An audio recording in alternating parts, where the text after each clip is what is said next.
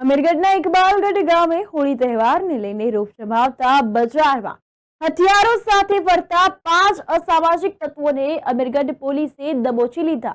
વાત કરીએ છીએ અમીરગઢની તો અમીરગઢ તાલુકાના ઇકબાલગઢ, અમીરગઢ તેમજ વીરપુર બજારમાં હોળી તહેવારને લઈ આજુબાજુના ગામોના લોકોનું મહેરામણ આવતા મેળા જેવો માહોલ જોવા મળ્યો હતો। ત્યારે હોળી જેવા તહેવારોને લઈ બજારમાં કોઈ અનિચ્છનીય બનાવ બને નહીં તેને ધ્યાનમાં લઈને અમીરગઢ પીઆઈ ધવલ પટેલ અને પીએસઆઈ તેમજ પોલીસ સ્ટાફનો બંદોબસ્ત રહ્યો હતો। તેમજ પોલીસ દ્વારા પેટ્રોલિંગ કરી લોકો પર ચાંપતી નજર રાખવામાં આવી હતી। ત્યારે અસામાજિક તત્વો બજારમાં રોષ જમાવવા માટે હથિયાર લઈને ફરતા અને કોઈ ઘટનાને અંજામ આપે તે પહેલા 5 અસામાજિક તત્વોને પોલીસે હથિયારો સાથે દબોચી લીધા હતા।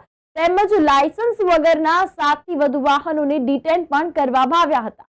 તો ઉલ્લેખનીય છે કે અગાઉ પણ તહેવારોમાં અસામાજિક તત્વો રોફ જમાવી હથિયારો લઈને ફરતા હોય છે અને લોકોને ડરાવીને આ ઘટનાઓ સામે આવતી હોય છે તો અંજામ આપવાના બનાવો સામે આવતા હોય છે। તો ત્યારે આ વખતે અમીરગઢ પીઆઈ ધવલ પટેલના માર્ગદર્શન હેઠળ અમીરગઢ પોલીસનો ચુસ્ત બંદોબસ્ત ગોઠવવામાં આવ્યો હતો। ત્યારે વિશ્વેશ્વર મહાદેવ મંદિર ખાતે ભરાતા લોકમેળા દરમિયાન પણ અમીરગઢ પોલીસનો ચુસ્ત બંદોબસ્ત ગોઠવવામાં આવ્યો।